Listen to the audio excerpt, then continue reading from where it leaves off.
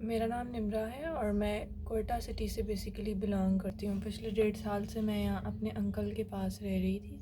मैंने BBA honours किया था वहाँ एचआर से, और अभी जो है मैं यहाँ रिसेंटली जॉब कर रही हूँ एचआर ऑफिसर की प्राइवेट कंपनी में। कोयटा में मुझे अपना कैरियर नहीं नज़र आ रहा था, तो मैंने वहाँ से यहाँ पे स्विच किया। और सिर्फ कैरियर रीज़न नहीं था, रीज़न था मेरा मेडिकल। रीज़न ये था कि मेरे फादर मुझे गवर्नमेंट जॉब के लिए प्रेशराइज़ कर रहे थे और मैं इस चीज़ के लिए रेडी नहीं थी।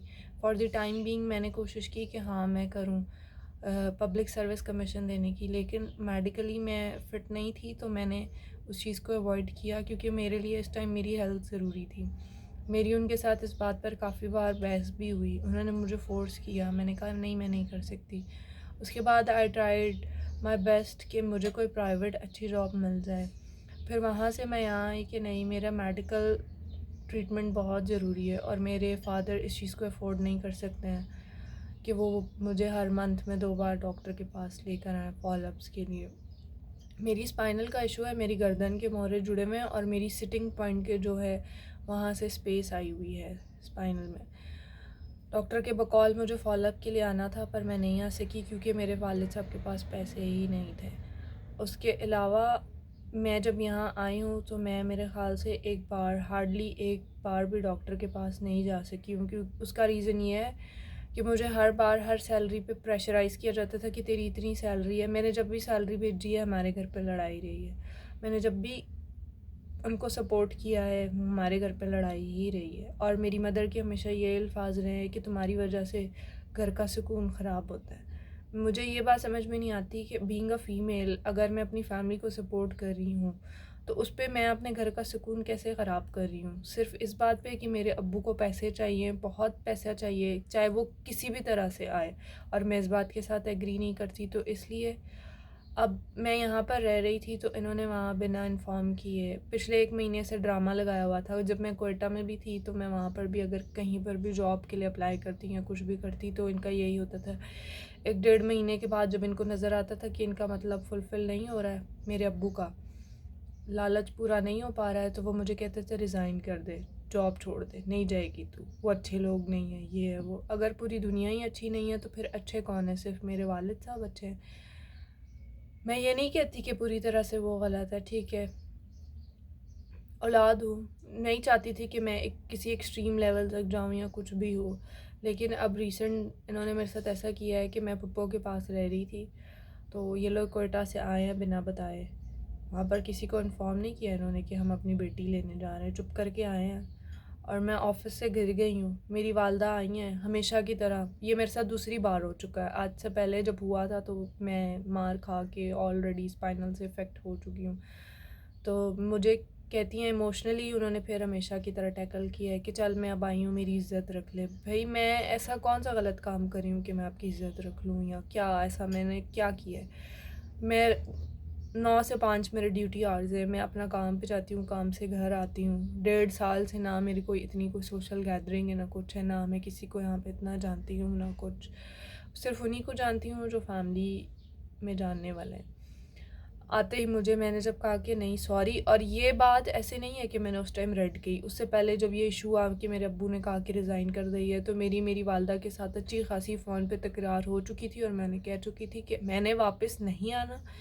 मैं अब मज़ीद लोगों का, ख़ानदान का मजाक नहीं बन सकती। इस लोगों को तो यही लगता है कि शायद आप में इतनी एबिलिटी नहीं है कि आप जो है जॉब नहीं कर पा रहे हो, लेकिन एक्चुअल तो उन्हें रीज़न पता ही नहीं है कि असल वजह क्या है।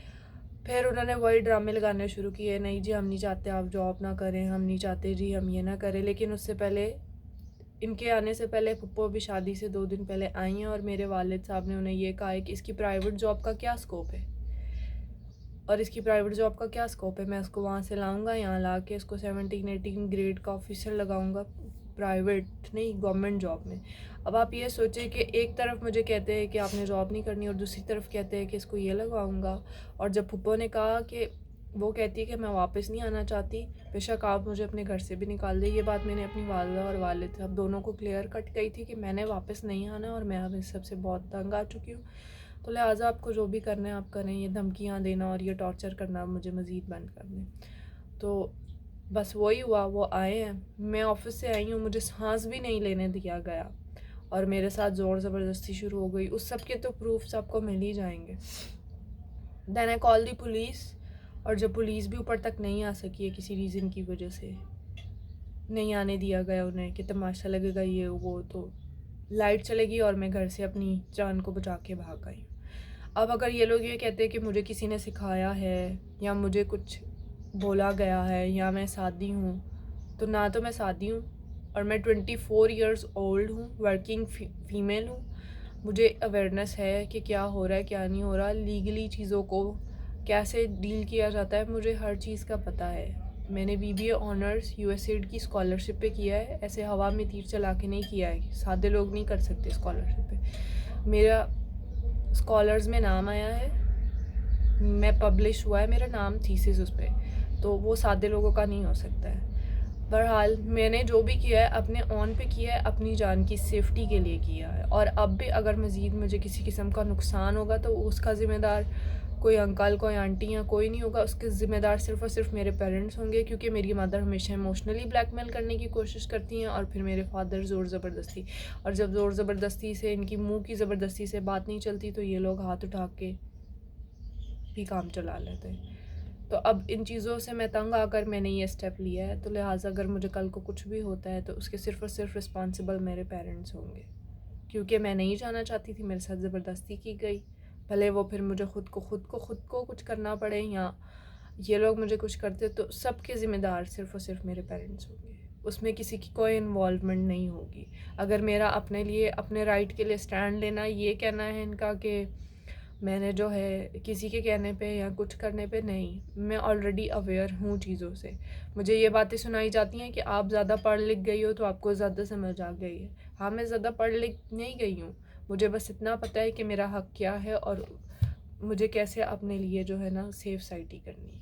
अभी भी मैं ठीक नहीं हूँ, मेरा BP हाई था, मैं हॉस्पिटल भी रह के आ चुकी हूँ। ये कैनोला इस चीज़ का प्रूफ है कि मुझे किस तरह मेंटली प्रेशराइज़ किया गया है।